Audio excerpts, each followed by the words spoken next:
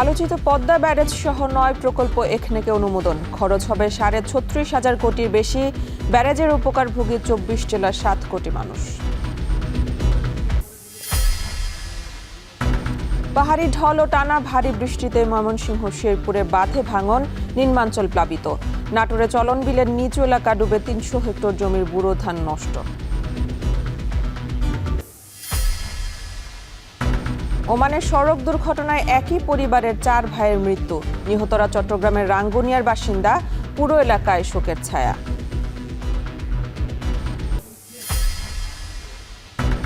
বাণিজ্য চুক্তির মাধ্যমে মার্কিন বাজারের শুল্ক কমলেও পররাষ্ট্রনীতির জন্য হুমকি, বলছেন বিশ্লেষকরা। বিভিন্ন ধারা নিয়ে কূটনৈতিক প্রয়াস চালানোর পরামর্শ।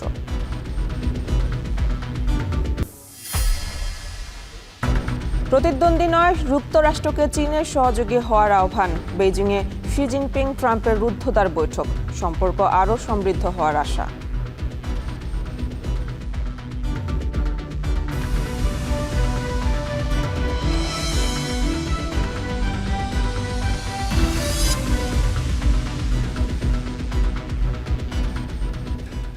স্বাগত। এখন বাণিজ্যে পুরো আয়োজন জুড়ে সঙ্গে আছে আমি মেহেরিন অ্যানি। দেশের ২৪টি জেলার নদীতে পানি সরবরাহ ঠিক রাখতে পদ্মা ব্যারেজ প্রকল্প অনুমোদন দেওয়া হয়েছে একনেকে। বিএনপি সরকারের তৃতীয় একনেক সভার সভাপতিত্ব করেন প্রধানমন্ত্রী তারেক রহমান।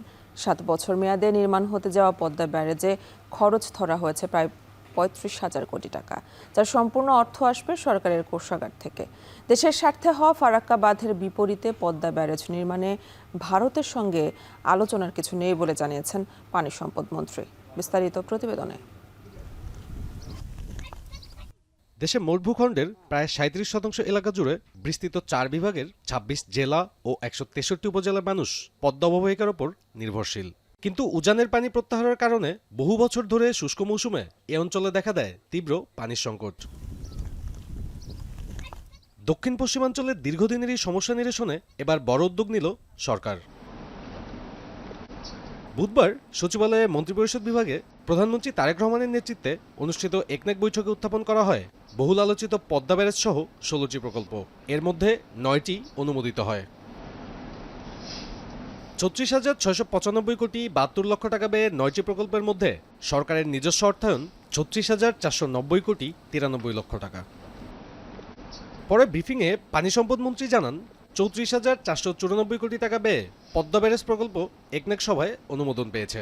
এই প্রকল্পটি বাস্তবায়নের মধ্য দিয়ে যে বাংলাদেশের দীর্ঘদিনের যে দক্ষিণ পশ্চিমাঞ্চল, উত্তরাঞ্চল, সেই দিকের মানুষ সবচেয়ে বেশি উপকার পাবে এবং দেশে যে একটা উপকার সুবিধা রেভিনিউর দিক থেকে, সেটা আমরা এই প্রজেক্টটা শেষ হলে সবচেয়ে বেশি অর্জন করতে সক্ষম হব। তিনি আরও জানান, ৭ বছর মেয়াদী এই প্রকল্পের কাজ শুরু হবে দ্রুতই। রাজবাড়ীর পাংশায় পদ্মা ব্যারেজ নির্মাণের ফলে দেশের ২৪টি জেলার ৭ কোটি মানুষ উপকৃত হবেন। এটা সম্পূর্ণ জিওবি ফান্ড, আমাদের গভর্নমেন্ট, আমরা এই ফান্ডটা ৭ বছর লাগবে এই প্রজেক্টটা শেষ করতে। ২০৩৩ সনে এই প্রজেক্টটা শেষ হবে। এক বছর ৫,০০০ কোটি টাকা আমাদের সরকারের জিওবি ফান্ড থেকে এটাকে এখানে এনগেজ করতে হবে। ভারতের ফারাক্কা ব্যারেজের কারণে যে ক্ষতি হয়েছে তা কাটিয়ে উঠতে পদ্মা ব্যারেজের মাধ্যমে শুষ্ক মৌসুমে পানি সংরক্ষণ করা হবে বলেও জানান পানি সম্পদ মন্ত্রী। সাব্বির রোজ, এখন, ঢাকা। উজান থেকে নেমে আসা পাহাড়ি ঢল ও টানা ভারী বর্ষণে ময়মনসিংহ শেরপুরে বাঁধ ভেঙে প্লাবিত হয়েছে নিম্নাঞ্চল। স্থানীয় নদ নদীর পানি বাড়ায় ময়মনসিংহে হালুয়াঘাট উপজেলার ৩টি ইউনিয়নের বেশ কয়েকটি গ্রামের হাজারো মানুষ পানিবন্দী হয়ে পড়েছে। বোরাঘাট নদীর বাঁধ ভেঙে প্লাবিত হয় নিম্নাঞ্চল। এতে ব্যাপক ক্ষয়ক্ষতির মুখে পড়ে কৃষিজমি ও বসতবাড়ি। তলিয়ে গেছে ব্যুরো ধানও। এতে গাজীর ভিটা, ভুবনকুড়া, কালিয়ানীকান্দা, বোয়ালমারা এবং পৌর শহরের নিম্নাঞ্চল সহ আশপাশের বেশ কয়েকটি গ্রাম প্লাবিত হয়। স্থানীয়রা জানায়, নিম্নাঞ্চলের রাস্তাঘাট ডুবে যাওয়ায় যোগাযোগও ব্যাহত হচ্ছে। এদিকে টানা ভারী বর্ষণ ও পাহাড়ি ঢলে শেরপুরের নালিতাবাড়ি, ছিনাইগাতি ও শ্রীবর্দী উপজেলার 4টি নদীর পানি বৃদ্ধি পেয়েছে। এর মধ্যে নালিতাবাড়ির চেল্লাখালী নদীর পানি বিপদসীমার 160 সেন্টিমিটার উপর দিয়ে প্রবাহিত হচ্ছে।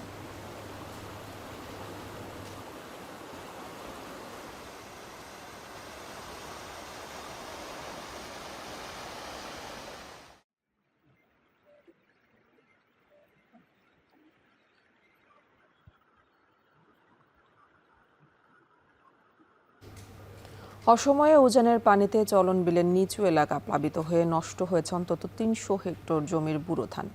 পানি বৃদ্ধিতে প্রতিনিয়ত ডুবছে বিলের বুড়ো ধান। শ্রমিক সংকটে বিলের অনেক ধান এখনও জমিতেই পড়ে রয়েছে। একজন শ্রমিকের মজুরি দিনে ১২০০ থেকে ১৫০০ টাকা পর্যন্ত। এই অবস্থায় চরম হতাশায় বিলের হাজারো কৃষক। ক্ষতিগ্রস্তদের তালিকা করে প্রণোদনার কথা বলছে স্থানীয় প্রশাসন। মাহবুব হোসেনের প্রতিবেদন, ছবি তুলেছেন জাহিদুল ইসলাম সুমন। উত্তরের শস্য ভাণ্ডার খ্যাত বিস্তীর্ণ চলন বিল, পাখির চোখে ধরা পড়ছে ফসল নষ্টের করুণ চিত্র। সোনালী ধান ডুবে থাকার এমন দৃশ্য মন ভাঙ্গে কৃষকের। নুয়ে পড়া ধানের ওপর হাঁটু থেকে কোমর সমান পানি। পুরোটা নষ্ট হওয়ার আগেই মাঠের ধান গোলায় তোলার প্রাণপণ চেষ্টা কৃষকের। উজানের ঢলে চলন বিলের হুলহুলিয়া, সারদানগর, রাখালগাছা, বজরাহার, ডাহিয়া, বেড়াবাড়ি, কাউয়া টেকরি সহ অন্তত 10টি গ্রামের মাঠের ফসল ক্ষতিগ্রস্ত। চোখের সামনে কষ্টের ফসল, নষ্টে আশাহত হাজারো কৃষক। উৎপাদন খরচের বোঝা মাথা নিয়ে পার করছেন প্রতিটি দিন। 1 উপরে কাঁচার উপরে এরকম ধানের পানি হয়ে গেছে, ধান নিচে পড়ে গেছে, এক পরল উঠেছে আর এক পরল থাকিচ্ছে। যারা গারস্থ তাদের ধান থিয়ে তারা চলে গেছে, কৃষকরা অনেকে কান্দাকাটি করছে। খেরের পাল্লা ডুবে গেছে বুঝছেন, আরো 7 বিঘা জমি কাটাই হয়নি, লোকই পায়নি, লিজে কাটছে। প্রতি বছর এই সময়ে চলন বিলে স্থানীয়দের পাশাপাশি বিভিন্ন জেলার অন্তত 15 থেকে 20 হাজার শ্রমিক ধান কাটতে যান। তবে এবছর চিত্র উল্টো।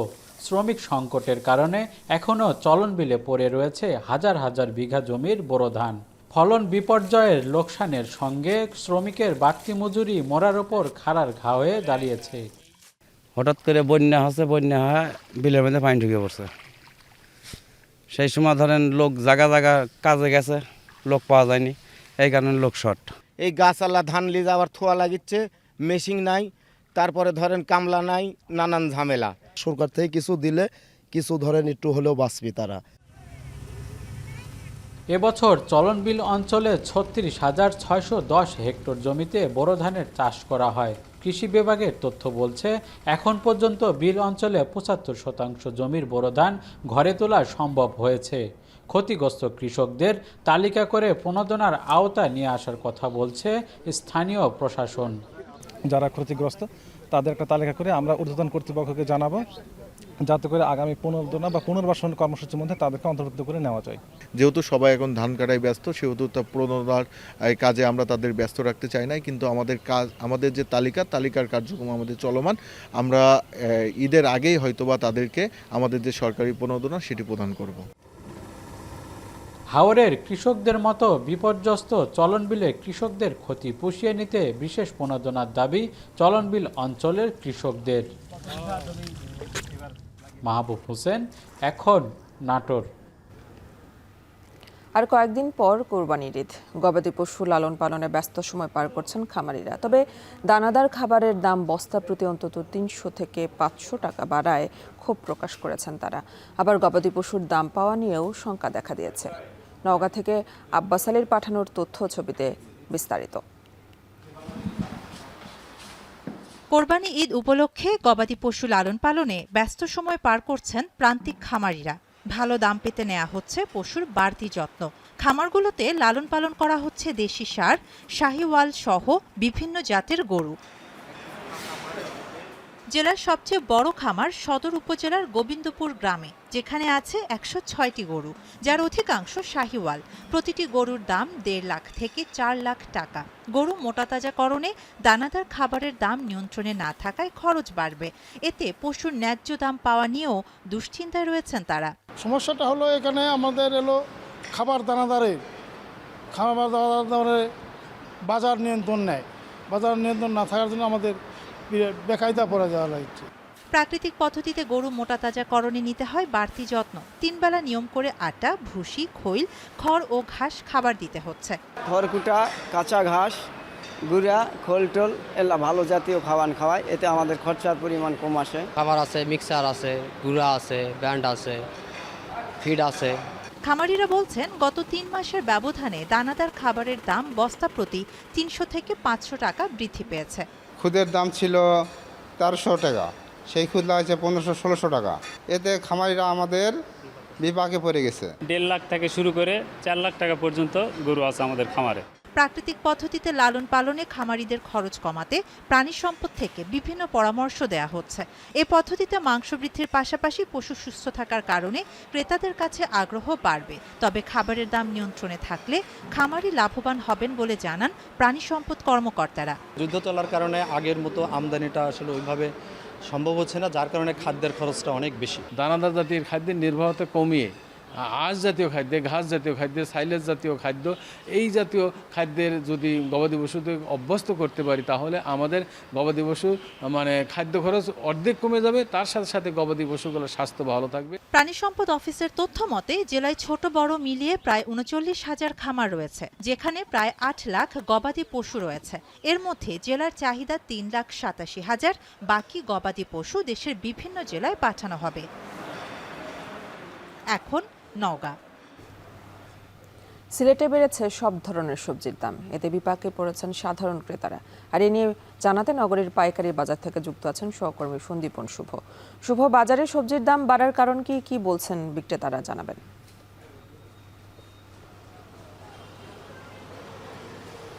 আমরা সিলেটের বাজারে আজকে সকাল থেকেই দেখছি আসলে যে সবজির বাজারের যে দাম সেটি কিন্তু অনেকটাই ঊর্ধ্বমুখী এবং প্রত্যেক ধরনের সবজি কিন্তু দাম বেড়ে গেছে, অন্তত 10 থেকে 15 টাকা, কোনো কোনো জায়গায় বেশিও দাম বেড়েছে। এ নিয়ে আজকের বাজার দর নিয়ে যদি আমি আপনাকে বলতে চাই সেক্ষেত্রে কয়েকটি সবজির কথা না বললেই না হয়। প্রথমেই বলতে চাই ফুলকপির কথা। ফুলকপি বিক্রি হচ্ছে আজকের বাজারে 100 টাকা কেজি দরে, টমেটো বিক্রি হচ্ছে 100 থেকে 120 টাকা কেজি দরে। পাশাপাশি যদি আমরা ঢেঁড়সের কথা বলি, ঢেঁড়সের দামও কিন্তু 80 টাকার উপরে বিক্রি হচ্ছে। আরও যদি বলতে হয় মূলার কথা, মূলাও কিন্তু 70 থেকে 80 টাকায় বিক্রি করা হচ্ছে। এর পাশাপাশি পেঁপে, যেটি আমরা আসলে সচরাচর সবসময় 20-30 টাকায় কিনে থাকি বা 40 টাকা কেজিতে কিনে থাকি, আজকে কিন্তু সেই পেঁপের দাম 80 থেকে 100 টাকা পর্যন্ত বিক্রি করা হচ্ছে। এর পাশাপাশি দাম বেড়েছে পটলের দামও কিন্তু আজকের বাজারে, খুচরা বাজারে সেটি 70 টাকায় বিক্রি করা হয়েছে। এবং কাঁকরোলের দামও বেড়েছে, কাঁকরোল কিন্তু আজকের বাজারে 100 থেকে 110 টাকা পর্যন্ত বিক্রি করা হচ্ছে। পাশাপাশি যদি আমি আরও কয়েকটি সবজির কথা বলতে চাই সেক্ষেত্রে বলতে হয় বিশেষ করে মিষ্টি লাউ কিন্তু আজকের বাজারে 80 থেকে 100 টাকায় বিক্রি করা হচ্ছে। কিছুক্ষণ আগে আমরা দেখছিলাম যে একজন ক্রেতা মোটামুটি মাঝারি আকারের লাউ কিন্তু নিতে হচ্ছে 200 থেকে 250 টাকা, অর্থাৎ কেজি প্রতি দাম কিন্তু অনেকটাই বেড়ে গেছে। এবং আমরা ক্রেতাদের সাথে কথা বলেছি, তারা বলছেন যে প্রতি সপ্তাহে পাল্লা দিয়ে কিন্তু দাম বাড়ছে এবং গত সপ্তাহের থেকে এই সপ্তাহে কিন্তু অন্তত 10 টাকা বেড়েছে প্রতিটি সবজির দাম। এবং গড়পড়তা যদি বলি, গড়পড়তা কিন্তু আজকে সবজি 80 টাকার নিচে পাওয়া যাচ্ছে না বললেই চলে। এর পাশাপাশি শাকের দামও আমরা দেখেছি, শাকের দামও কিন্তু বেড়েছে। বিভিন্ন ধরনের যে শাক রয়েছে, লাল শাক, পুঁই শাক, সবুজ শাক, ডাঁটা শাক, সবগুলোতেই কিন্তু আমরা দেখেছি যেগুলো 15 টাকায় বা 20 টাকায় বিক্রি হচ্ছিল সেগুলো কিন্তু 30 থেকে 40 টাকা পর্যন্ত দাম বেড়ে গেছে। এবং এই যে চড়া দাম, এই চড়া দামের মূল কারণটা আমরা খুঁজতে চেষ্টা করেছি এবং এখানকার ক্রেতাদের সাথে বিক্রেতাদের সাথে কথা বলেছি।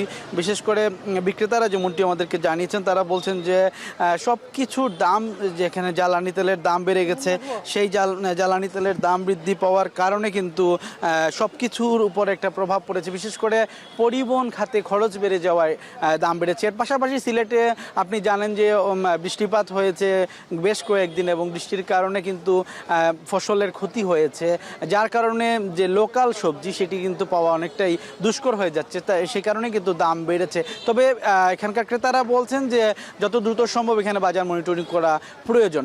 এই ছিল আমার কাছে সিলেটের কাঁচা সবজির বাজার থেকে সর্বশেষ খবর। সিলেটের সবজির বাজার নিয়ে জানাচ্ছিলেন সহকর্মী সন্দীপন শুভ। বাজেট বিষয়ক এনবিআর এর পর্যালোচনা ও ব্রিফিং সেশনে উপস্থিত আছেন প্রধানমন্ত্রী তারেক রহমান। আর এই মুহূর্তে সেখানে আছেন সহকর্মী আসিফ ইকবাল খান। আমরা চলে যাচ্ছি তার কাছে। আসিফ, আজ বৈঠকে কি বিষয়ে আলোচনা হচ্ছে বিস্তারিত জানাবেন আমাদের।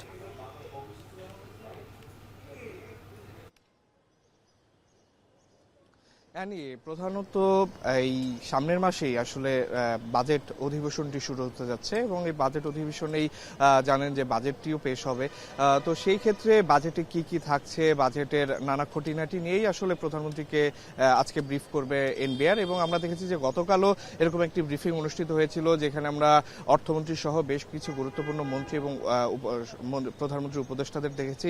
আসলে মূলত বাজেটে আসলে কি থাকছে, কি সংযোজন বিয়োজন করা করা হচ্ছে বা কি কি ব্যাপারে আরো কারেকশনের দরকার আছে, এই ব্যাপারগুলোই আসলে প্রধানমন্ত্রীকে অবহিত করার জন্যই আসলে এই ব্রিফিংগুলো অনুষ্ঠিত হচ্ছে। এবং আমরা যতদূর জানতে পেরেছি প্রধানমন্ত্রী আজকে রাতে আবার একটি বৈঠকে বসবেন অর্থমন্ত্রী এবং প্রধানমন্ত্রীর পুঁজিবাজার বিষয়ক উপদেষ্টার সাথে।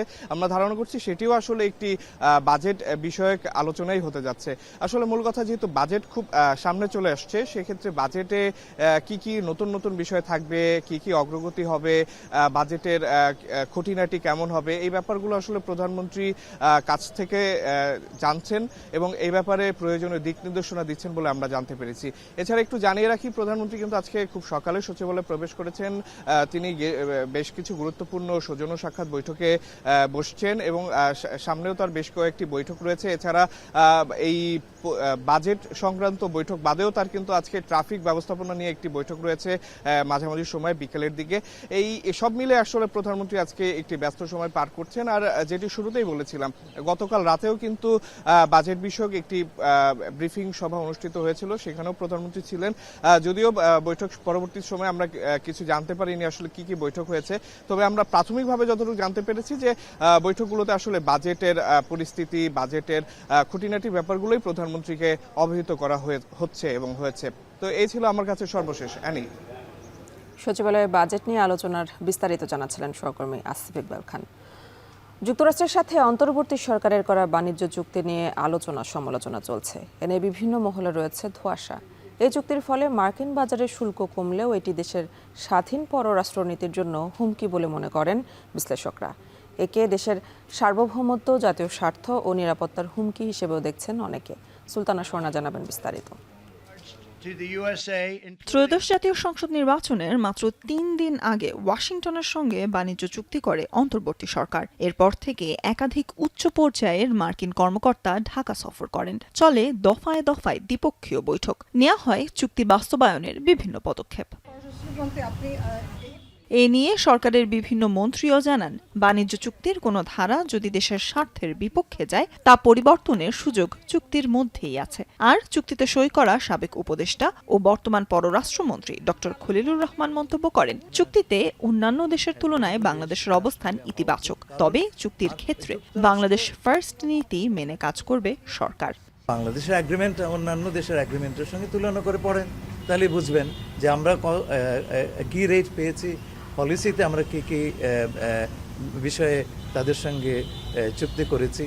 যুক্তরাষ্ট্র ও বাংলাদেশের মধ্যে যে বাণিজ্য কাঠামো নিয়ে সমঝোতা হয়েছে, সেখানে বাজার সুবিধার বিনিময়ে শ্রম অধিকার, মেধাস্বত্ব, পরিবেশ নীতি, রপ্তানি নিয়ন্ত্রণ এবং নিরাপত্তা সমন্বয়ের মতো বিষয়গুলো যুক্ত করা হয়েছে। সাবেক এই রাষ্ট্রদূত বলছেন, এই চুক্তিতে দেশের পররাষ্ট্রনীতির স্বাধীনতা কতটা অক্ষুণ্ণ থাকবে সেটাই বড় প্রশ্ন। বিশেষ করে চীন, রাশিয়া, ভারতের সাথে সম্পর্কে ভারসাম্যে মার্কিন এই নিরাপত্তা আইন চাপ সৃষ্টি করবে। বাংলাদেশে অনেকগুলো কমপ্লেন্স, অনেকগুলো মেনে করতে হবে এবং এটা বাংলাদেশের বৃহত্তর স্বার্থের পরিপন্থী বলা হচ্ছে। এর কারণ আমাদের সাথে তো চীন, ভারত, অনেকের সাথে ইউরোপিয়ান ইউনিয়নের সাথে আমাদের বিজনেস আছে। আমাদের আমরা যদি সব কিছু একটার সাথে দিয়ে দিই তাহলে তো অন্য রাষ্ট্রের সাথে আমাদের সম্পর্ক কী হবে। এটাকে নিয়ে আমার মনে হয় বৃহত্তর পরিবেশে এটা আলোচনা হলে ভালো হয়। এছাড়াও এই নীতি বাংলাদেশের দীর্ঘদিনের সবার সাথে বন্ধুত্ব নীতির পরিপন্থী এবং বর্তমানের বাংলাদেশ ফার্স্ট নীতিরও সাংঘর্ষিক। বিশ্লেষকদের মতে, এই চুক্তির ফলে বাংলাদেশ পরোক্ষভাবে যুক্তরাষ্ট্রের কৌশলগত বলয়ে অংশ নিতে বাধ্য হবে।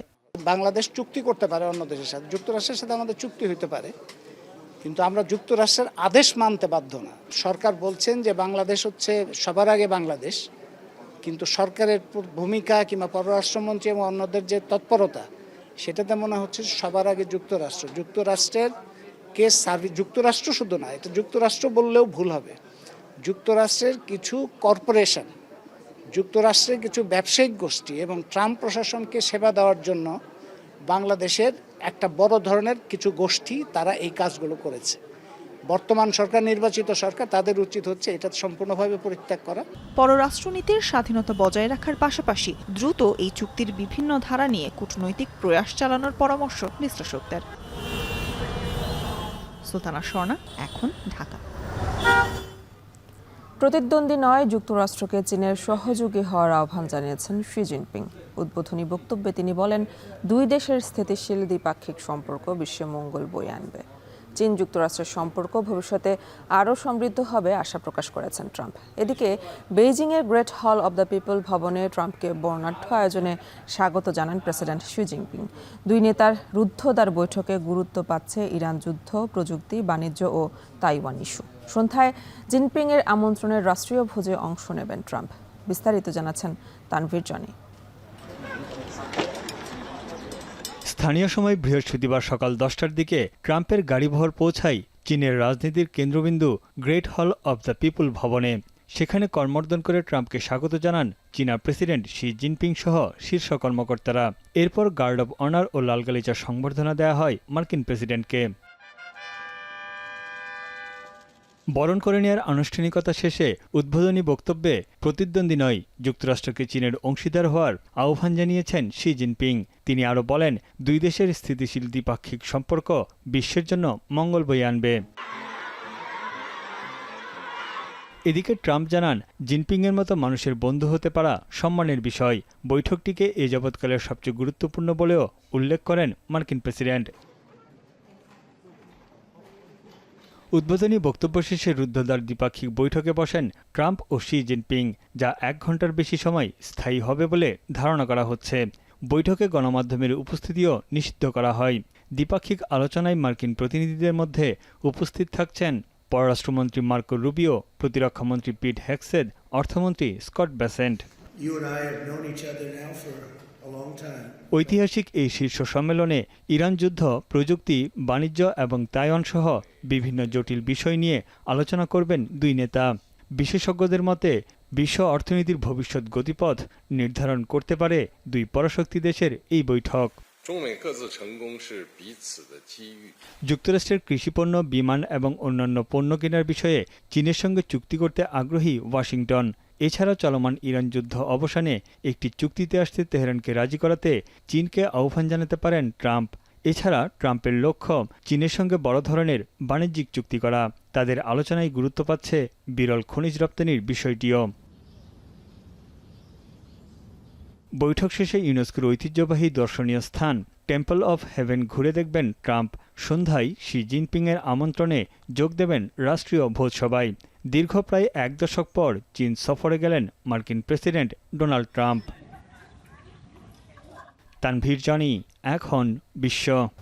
সারা দেশে হামের প্রকোপের মধ্যে রাজধানীর মহাখালীর ডিএনসিসি হাসপাতালে ভিড় বেড়েছে। সেখানে কেবল হাম রোগের চিকিৎসা চলছে। দেশের বিভিন্ন প্রান্ত থেকে আক্রান্তদের নিয়ে হাসপাতালটিতে আসছেন স্বজনরা।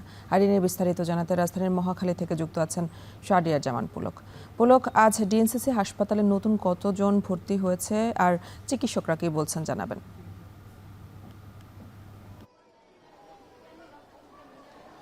মানে আপনি যেটা বলছেন, আসলে এই হাসপাতালটিতে বেশিরভাগ যে রোগীর সংখ্যা সেটি তুলনামূলক সবচেয়ে বেশি ঢাকার বাহির থেকে এসেছে। আমরা এখানে যে স্বাস্থ্য কর্মকর্তা রয়েছেন তার কাছে আমরা জানতে পেরেছি যে প্রতিদিনই প্রায় 60% বেশি রোগী আসলে আসছেন, এখানে ভর্তি হচ্ছেন, ঢাকার বাহির থেকে আসছেন। তো এখনো পর্যন্ত আজকের যে আপডেট গত 24 ঘন্টার, সেই আপডেট অনুযায়ী এখনো পর্যন্ত 200-র অধিক আসলে এখানে যে রোগী সেখানে ভর্তি হয়েছে। এবং একটু বলা চলে যে সমানুপাতিক হারে কিন্তু যে নতুন করে যারা ভর্তি হচ্ছেন তাদের মতো সমানুপাতিক হারে কিন্তু এখান থেকে রোগীর ডিসচার্জও করা হচ্ছে। আপনারা জানেন যে এখনো পর্যন্ত গত 24 ঘন্টার যে আপডেটটি আমরা গতকাল পেয়েছি স্বাস্থ্য অধিদপ্তর এবং স্বাস্থ্য মন্ত্রণালয়ের পক্ষ থেকে, সেখানে 8 জন কিন্তু রোগী হাম ও হামের উপসর্গ নিয়ে কিন্তু গতকাল মারা গিয়েছে। এবং এই যে মৃত্যুর হারটি সেটি কিন্তু বাড়ছে। তবে ডাক্তার এবং স্বাস্থ্য অধিদপ্তরের কর্মকর্তারা যারা রয়েছেন তারা কিন্তু বলছেন যে এখন যে রোগীরা আসছেন তারা আসলে ভ্যাকসিন ডোজ যে টিকাদান কর্মসূচি চলছে সেই কর্মসূচির আগে যারা আক্রান্ত হয়েছেন তারা আসলে এখানে এখন বর্তমানে ভর্তি হচ্ছেন এবং সেই হারটি আসলে ভবিষ্যতে কমবে বলে আশা করছেন এখানে ডাক্তাররা। তবে একটু বলা রাখা ভালো যে এখন যে বর্তমানে যারা হামের রোগী এসেছেন তারা কিন্তু বেশিরভাগই, অনেকের আমরা এমন অভিযোগ পাচ্ছি যে তারা 2টি ডোজ কমপ্লিট করার পর বুস্টার ডোজও দিয়েছেন, এরপরও কিন্তু তারা হামে আক্রান্ত হচ্ছেন। এই ধরনের যে সমস্যাগুলো আসলে সেগুলো আসলে ডাক্তাররা যারা রয়েছেন তারা আসলে বলছেন যে হামের ডোজ বা হামের ভ্যাকসিন দেওয়ার পরও হাম নিয়ে যে হামে আক্রান্ত হওয়ার যে বিষয়টি সেটি কিন্তু পুরোপুরিভাবে নাকচ করে দেওয়া যায় না। এর পাশাপাশি যারা ডাক্তাররা রয়েছেন তারা বলছেন যে ঢাকার বাহির থেকে আসলে বেশি আসার সমস্যাটা হচ্ছে প্রান্তিক পর্যায়ে যে ডাক্তাররা রয়েছেন তারা আসলে অনেক সময় ভুল চিকিৎসা দেওয়ার কারণে তা অনেক সময় অনেক শিশুরই কিন্তু এই অবস্থা অবনতির দিকে যাচ্ছে। অনেক যারা অভিভাবক রয়েছেন এখানে আমরা তাদের সাথে কথা বলেছি, তারা বলছেন যে তাদের শিশুদের প্রথমে হামের উপসর্গ দেখা দিলেও প্রান্তিক পর্যায়ে যে ডাক্তাররা রয়েছেন তারা আসলে জিনিসটি অ্যালার্জি বা অন্যান্য জ্বরের উপসর্গ বলে উড়িয়ে দেওয়ার কারণে জিনিসগুলো আসলে আরও বেশি ক্ষতির দিকে যাচ্ছে বলে তারা বলছেন। তো এই ছিল অ্যানি আমার কাছে বর্তমানে ডিএনসিসি কোভিড হাসপাতালের থেকে সর্বশেষ। হাম পরিস্থিতি নিয়ে জানাচ্ছিলেন সহকর্মী শাহরিয়ার জামান পুলক। সঠিক পরিকল্পনা ও জনসচেতনতার অভাবে কুমিল্লা নোয়াখালী আঞ্চলিক মহাসড়কে কোটি টাকা ব্যয়ে নির্মিত ফুটওভার ব্রিজগুলো ব্যবহার হচ্ছে না। ব্রিজগুলোতে ধুলোর আস্তরণ, কোথাও লোহার কাঠামোয় মরিচা। এসব সড়ক মহাসড়কে প্রতিদিন জীবনের ঝুঁকি নিয়ে চলাচল করছে মানুষ। হাইওয়ে পুলিশের তথ্য মতে গত ১.৫ বছরে ৮৯টি দুর্ঘটনায় নিহত হয়েছেন ৩৪ জন, আহত ১৩৩ জন। বিস্তারিত প্রতিবেদনে।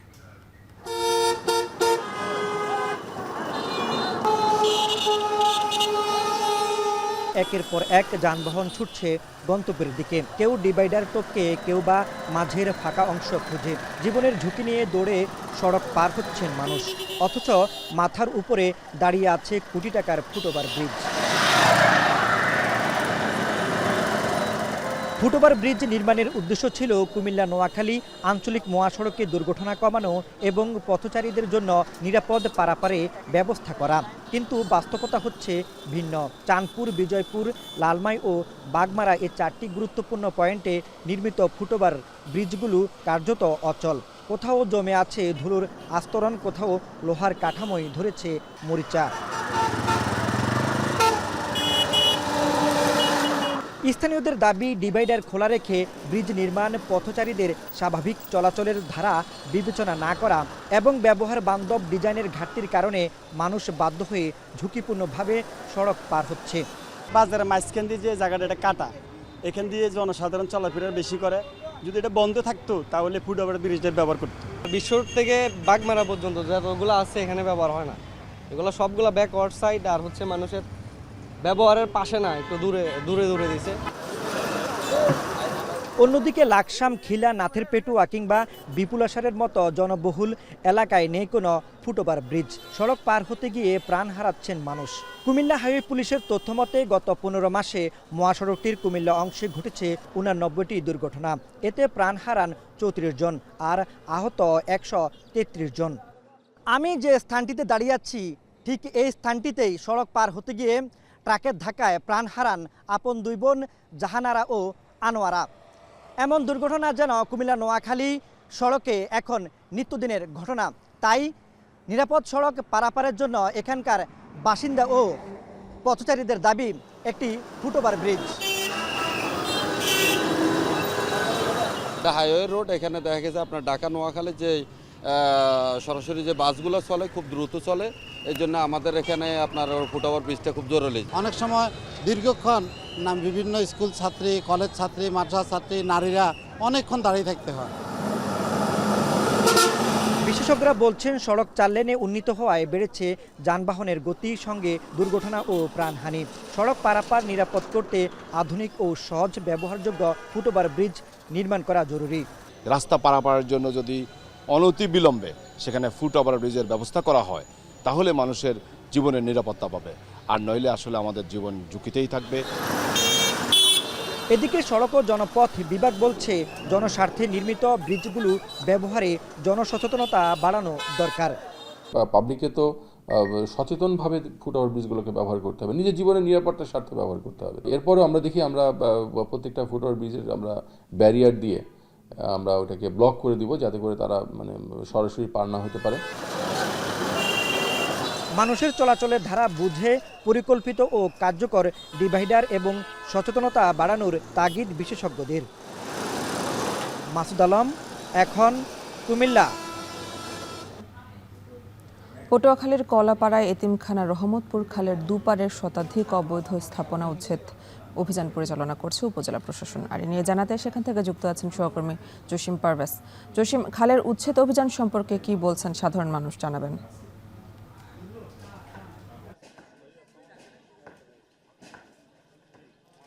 আপনাকে জানিয়ে রাখি, এই পটুয়াখালী জেলার যে অতি গুরুত্বপূর্ণ শহর হচ্ছে কলাপাড়া উপজেলা। আর এই কলাপাড়া উপজেলার যে পৌর শহরের অভ্যন্তরে যে খালটি রয়েছে এতিমখানা এবং রহমতপুর খাল, সেই খালটির দুই পাশে প্রায় শতাধিক যে অবৈধ স্থাপনা রয়েছে, সে অবৈধ স্থাপনাগুলো কিন্তু এখন আজকে উপজেলা প্রশাসনের উদ্যোগে সেটি কিন্তু এখানে উচ্ছেদ অভিযান পরিচালনা করছেন। উচ্ছেদ অভিযান পরিচালনায় সরাসরি রয়েছেন নির্বাহী ম্যাজিস্ট্রেট এবং উপজেলা নির্বাহী কর্মকর্তা মোহাম্মদ কাউসার হামিদ এবং এখানকার যে এসিল্যান্ড মানে ভূমি কর্মকর্তা ইয়াসিন সাদেক, এই দুইজন এবং বিভিন্ন বাহিনীর সমন্বয়ে তারা কিন্তু সরাসরি উপস্থিত থেকে সেই সকাল থেকে কিন্তু অবৈধ স্থাপনা উচ্ছেদ অভিযান পরিচালনা করছেন। তো এখানকার যে ভুক্তভোগী এবং যাদের যে অবৈধ স্থাপনা, তারা অনেকেই কিন্তু নিজ নিজ উদ্যোগে এখন সরিয়ে নিচ্ছেন এবং এখানকার যে ভ্রাম্যমাণ আদালত পরিচালিত হচ্ছে, এখানকার যে প্রায় শতাধিক শ্রমিক তারা কিন্তু এই খালের দুই পাশের অবৈধ স্থাপনাগুলো উচ্ছেদ অভিযান শুরু করছেন। আজকে প্রথম দিন, আগামীকালকেও এই অভিযান চলবে। আজকে যে কাঁচা বাড়িঘরের যে সকল স্থাপনা রয়েছে সেগুলো উচ্ছেদ অভিযান পরিচালনা করছেন এবং এর পরবর্তীতে যে সকল এই খালের দুই পারে যে অবৈধ যে পাকা স্থাপনা রয়েছে সেগুলো কিন্তু উচ্ছেদ অভিযান পরিচালনা করা হবে কালক্রমে, এমনটি আমরা জানতে পেরেছি। আর এখানকার যে ভুক্তভোগী পরিবার রয়েছে তারা বলছেন যে এই খালটি অনেক পুরাতন হলেও কিন্তু খালের যে সীমানা রয়েছে সেই সীমানা নির্ধারণ করেই তারপর উচ্ছেদ অভিযান করার জন্য তারা আহ্বান জানিয়েছেন। এবং আমরা এখানে দেখেছি যে আসলে এই খালটি এতটাই গুরুত্বপূর্ণ যে এই শহরের যে পয়ঃনিষ্কাশনের একমাত্র খাল হিসেবে এটা বিবেচিত হচ্ছে। আর এই খালটি যদি উচ্ছেদ অভিযান হয় এবং পরিচ্ছন্নতা অভিযান হয়, তাহলে এখানকার যে অবৈধ যে স্থাপনা সেগুলো দখল যে প্রক্রিয়া সেটি বন্ধ হবে এবং একই সঙ্গে যে পৌর শহরবাসীর যে মশার যে উপদ্রব এবং যে ময়লা স্তূপ জমে থাকে সেটিও কিন্তু পরিত্রাণ হবে এবং এমনটি জানিয়েছে উপকারভোগীরা। এক কথা বলা যায় যে এই কলাপাড়া পৌর শহরের যে হৃদয় স্পন্দন হচ্ছে এই খালটি, এটি উচ্ছেদ অভিযানে সাধারণ মানুষের ভিতরে একটি স্বস্তি এসেছে, এমনটি আমরা জানতে পেরেছি। পটুয়াখালীর খাল উচ্ছেদ অভিযানের খবর জানাচ্ছিলেন সহকর্মী জসিম পারভেজ। ওমানে গাড়ির ভেতর চট্টগ্রামের প্রবাসী 4 ভাইয়ের রহস্যজনক মৃত্যু হয়েছে। তাদের গ্রামের বাড়ি চট্টগ্রামের রাঙ্গুনিয়ার লালানগর ইউনিয়নের বন্দে রাজার পাড়া এলাকায়। সকালে পার্কিং করা গাড়ির ভেতর থেকে 4 ভাইয়ের মরদেহ উদ্ধার করে ওমান পুলিশ। ওমান প্রবাসী আবু তৈয়ব ও মাহমুদুর রশিদ মাসুদ জানান, বুধবার ছোট 2 ভাই শহীদ ও সিরাজের দেশে ফেরার কথা ছিল। সে কারণে 4 ভাই মিলে বাজার সদাই করতে গাড়িতে করে বের হয়েছিল। পার্কিংয়ে গাড়ি চালু অবস্থায় শীতাতপ যন্ত্রের গ্যাস বিস্ফোরণ হয়ে তাদের মৃত্যু হয়েছে বলে জানা গেছে। তবে ময়নাতদন্তের প্রতিবেদন না পাওয়া পর্যন্ত পুলিশ মৃত্যুর কারণ নিশ্চিত করছে না। এদিকে দেশে থাকা নিহতদের অপর ভাই মোহাম্মদ এনাম জানান, 4 ভাইয়ের মধ্যে রাশেদ ও শাহেদ বিবাহিত। ছোট 2 ভাই সিরাজ ও শহীদ এবার দেশে ফিরে বিয়ে করবে বলে তারা শপিংয়ে গিয়েছিল। একসাথে 4 ভাইয়ের মৃত্যুর খবরে এলাকায় শোকের ছায়া নেমে এসেছে।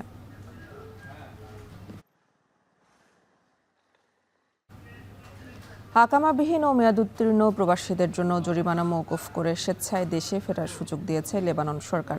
চলমান যুদ্ধ পরিস্থিতিতে নিজ দেশে ফিরতে দূতাবাসে নিবন্ধন শুরু করেছেন দেশটিতে বসবাসরত প্রবাসীরা। প্রথম দিনেই নারী, পুরুষ ও শিশু মিলে 3 শতাধিক প্রবাসী নিবন্ধন করেছেন। দেশে ফেরার সুযোগ পেয়ে আশাবাদী হয়ে উঠেছেন বাংলাদেশিরা। বিস্তারিত প্রতিবেদন। যুদ্ধ পরিস্থিতিতে দীর্ঘদিন ধরে আতঙ্ক ও অনিশ্চয়তার মধ্যে দিন কাটাচ্ছেন লেবানন প্রবাসী বাংলাদেশিরা। এর মধ্যেই বৈধ কাগজপত্রবিহীন ও মেয়াদোত্তীর্ণ আকামাধারীদের জন্য বিশেষ সুযোগ ঘোষণা করেছে লেবানন সরকার। জরিমানা ছাড়াই স্বেচ্ছায় দেশে ফেরার এই সিদ্ধান্তে স্বস্তি প্রকাশ করছেন অনেক প্রবাসী। প্রথম দিন সকাল 9টার পর বৈরুতে দূতাবাসের হলরুমে শুরু হয় আনুষ্ঠানিক নিবন্ধন কার্যক্রম। এর আগেই দূতাবাসের সামনে জড়ো হন বাংলাদেশে ফিরতে আগ্রহীরা। প্রথমে নারী এবং শিশুদের আবেদন গ্রহণ করা হয়, পরে পুরুষদের আবেদন নেওয়া হয়। নির্ধারিত ফর্ম পূরণ করে লাইনে দাঁড়িয়ে আবেদন জমা দেন তারা। আমার মালিক বর্তমানে সৌদি আরব চলে গেছে, ওনার আমি এই জন্য কাগজপত্র করতে পারি না এবং ওনার এখানে কাজও নাই। এই জন্য আমি অন্য কাজ করছি, কাগজপত্র করতে পারি না, এই জন্য অবৈধ হয়ে গেছি আজকে 3 বছর। এই জন্য আমি এখন সাফারার সুযোগ দেওয়াতে দেশে চলে যাবো। অবশ্যই আছে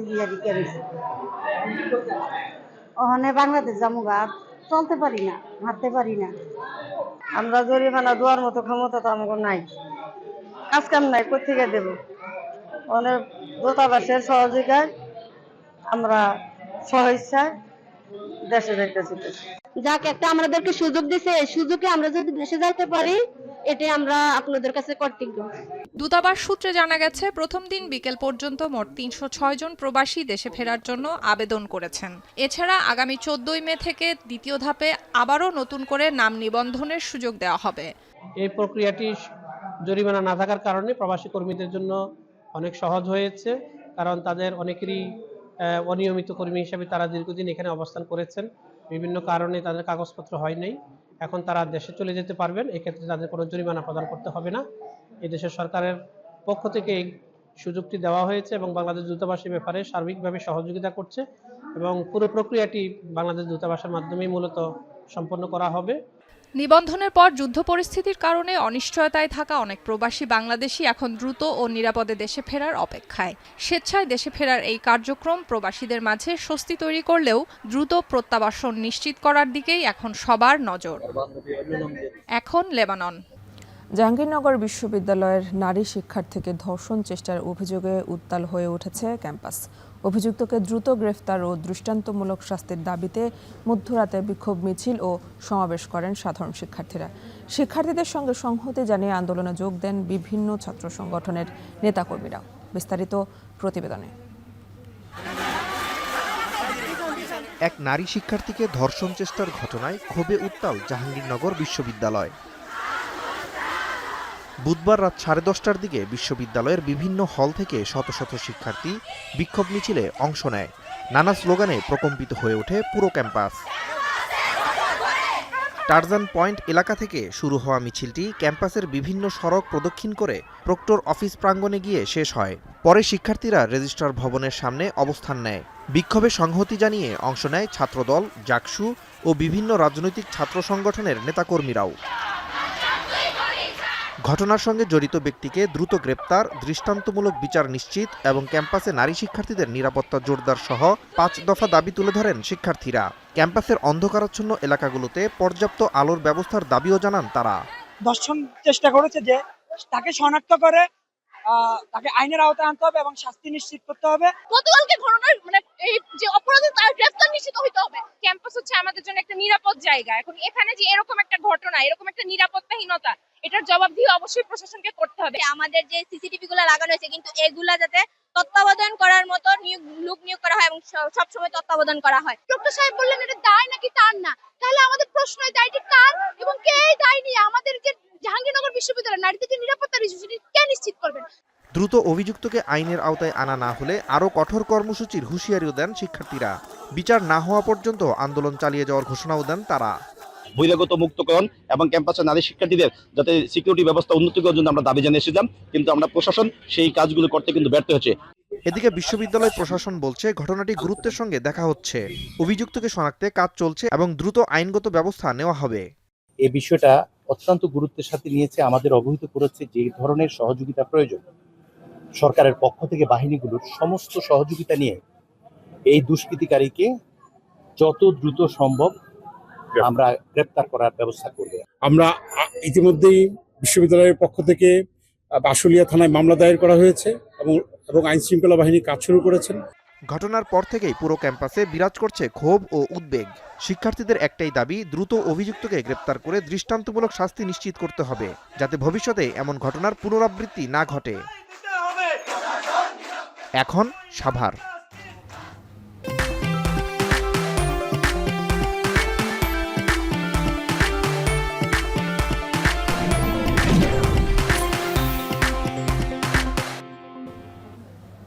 বিশ্বকাপ ফুটবলের মহাযজ্ঞকে ঘিরে উৎসবের রঙে রাঙা উত্তর আমেরিকার শহরগুলি। যুক্তরাষ্ট্র, কানাডা ও মেক্সিকোর স্টেডিয়াম জুড়ে চলছে শেষ মুহূর্তের প্রস্তুতি। আধুনিকায়ন করা হচ্ছে পরিবহন ব্যবস্থা, সাজানো হচ্ছে রাস্তাঘাট, বাড়ানো হচ্ছে নিরাপত্তা। ফুটবল বিশ্বের সবচেয়ে বড় আসরকে ঘিরে ইতিমধ্যে উন্মাদনায় মেতেছে পুরো অঞ্চল। বিশ্বকাপের প্রস্তুতি নিয়ে ফারহান ইসানের বিশেষ প্রতিবেদন। 2026 ফুটবল বিশ্বকাপের আর বেশি দেরি নেই, আর বিশ্বকাপকে ঘিরে এখন উৎসবের আমেজে মেতে উঠেছে উত্তর আমেরিকার শহরগুলো। স্টেডিয়াম, রাস্তা, পরিবহন সবকিছুতেই চলছে শেষ মুহূর্তের প্রস্তুতি। কানাডার ভ্যানকুভার বিশ্বকাপের অন্যতম ভেন্যু পিসি প্লেসে প্রস্তুত হচ্ছে বিশ্বের সেরা ফুটবল তারকাদের স্বাগত জানাতে। স্বয়ংক্রিয় শেডের ব্যবস্থাপনা, আধুনিক প্রযুক্তি আর প্রায় 54,000 দর্শক ধারণ ক্ষমতার এই স্টেডিয়াম এখন শহরের অন্যতম আকর্ষণ। বিশ্বকাপের একাধিক ম্যাচ বসবে এখানে। অন্যদিকে টরন্টোতে চলছে বড় ধরনের প্রস্তুতি। ঐতিহাসিক নাথান ফিলিপস স্কয়ারে যোগ করা হচ্ছে আলোকসজ্জা ও আধুনিক অবকাঠামো। বিশ্বের লাখো ফুটবল সমর্থকদের মিলনমেলায় পরিণত হতে যাচ্ছে পুরো এলাকা। একই সঙ্গে বিএমও মাঠ সফলভাবে শেষ করেছে বিশ্বকাপের ড্রেস রিহার্সাল। নিরাপত্তা, দর্শক প্রবেশ, পরিবহন আর প্রযুক্তিগত ব্যবস্থার পরীক্ষায় সন্তুষ্ট আয়োজকরা। বিশ্বকাপের উন্মাদনায় যোগ দিয়েছেন কিংবদন্তিরাও। বাস্কেটবল তারকা ম্যাজিক জনসন আহ্বান জানিয়েছেন ফুটবল ভক্তদের লস অ্যাঞ্জেলেসে আসতে। তার মতে ফুটবল, বিনোদন আর হলিউডের ঝলক মিলিয়ে বিশ্বকাপের সময় লস অ্যাঞ্জেলেস হবে বিশ্বের সবচেয়ে প্রাণবন্ত শহরগুলোর একটি। নিউ ইয়র্ক সিটিতেও চলছে ব্যতিক্রমী আয়োজন। মেয়র এরিক অ্যাডামস স্ট্রিট সকার ইভেন্টের মাধ্যমে ফুটবলকে নিয়ে এসছেন শহরের রাস্তায়। শিশু কিশোর থেকে সাধারণ মানুষ সবাইকে যুক্ত করা হচ্ছে বিশ্বকাপের এই উৎসবে। বিশ্বকাপকে ঘিরে বদলে যাচ্ছে পরিবহন ব্যবস্থাও। মেক্সিকো সিটিতে নতুনভাবে চালু করা হয়েছে মেক্সিকো সিটি লাইট রেল। নতুন বৈদ্যুতিক ট্রেন যুক্ত হয় প্রতিদিন আরও বেশি মানুষ সহজে যাতায়াত করতে পারবেন। আর একসময় ফুটবলের সবচেয়ে বড় শহরের তালিকায় না থাকা কানসাস সিটি এখন বিশ্বকাপের অন্যতম আলোচিত হোস্ট সিটি। আধুনিক স্টেডিয়াম, শক্তিশালী ফুটবল সংস্কৃতি আর সমর্থকদের উন্মাদনায় বদলে গেছে শহরটির পরিচয়। সবশেষে মেটলাইফ স্টেডিয়ামে চলছে মাঠ প্রস্তুতির শেষ কাজ। ঘাসের মান, ড্রেনেজ আর খেলোয়াড়দের জন্য উপযোগী পরিবেশ নিশ্চিত করতে ব্যস্ত মাঠকর্মীরা। বিশ্বকাপের দিন যত ঘনিয়ে আসছে ততই বাড়ছে উত্তেজনা। উত্তর আমেরিকার শহরগুলো এখন প্রস্তুত ফুটবল বিশ্বের সবচেয়ে বড় উৎসবকে স্বাগত জানাবে। ফারহান ইসান, এখন। এই ছিল এখন বাণিজ্যের আয়োজনে। এখন টেলিভিশন ওয়েবসাইটে দেখতে ভিজিট করুন www.এখন.tv। এছাড়া ফেসবুকে দেখতে ভিজিট করুন facebook.com/tv.এখন এবং ইউটিউবে দেখতে ভিজিট করুন youtube.com/c/এখন tv।